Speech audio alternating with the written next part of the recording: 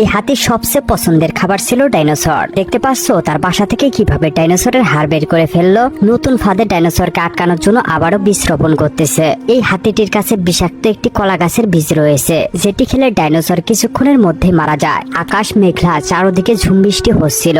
ধীরে ধীরে কলা গাছটি অনেক বড় হতে থাকে। হাতির কিন্তু সবচেয়ে পছন্দের খাবারের মধ্যে কলা গাছ রয়েছে, কিন্তু তবুও এই গাছটি হাতি খায় না। ফুল স্টোরি দেখলে সম্পূর্ণ ঘটনাটি বুঝতে পারবে। প্রচন্ড রোদে গাছটি মারা যাচ্ছিল। তখন হাতি কিছুটা থমকে যায়। তখনই আমরা দেখতে পাই একটি ফড়িং এসে তাকে সংকেত দিচ্ছিল, চলো ওইদিকে পানি রয়েছে। ফড়িং এর সাথে সাথে হাতি যাচ্ছিল। কিছুক্ষণ যাওয়ার পর সেই বৃষ্টির পানি দেখতে পায়। একদম ভরে তার নিজের ভিতরে পানি নিয়ে নিল এবং সেই কলা গাছের গোড়ায় দিল। তখনই আমরা দেখতে পাই একটি খরগোশ এসে গাছটি খেতে লাগলো, কিন্তু খরগোশটি মরে না। এটি শুধু ডাইনোসরের জন্য বিষাক্ত গাছ ছিল। হাতি খরগোশটিকে চরম শিক্ষা দিল।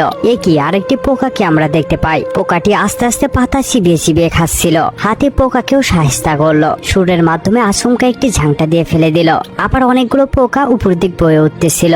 হাতির রাগ চরম পর্যায়ে উঠে যায়। তার এত স্বাদের গাছ খেয়ে ফেলা দেখে কার না মন খারাপ হবে। কিছুদিন পর সেই গাছে বিষাক্ত অনেকগুলো বেলুন ফলে। সাথে সাথে ডাইনোসরও চলে আসে। হাতি অভিনয় করে শুয়ে পড়লো। গাছটির গন্ধে ডাইনোসরের মন কেড়ে নিচ্ছিল।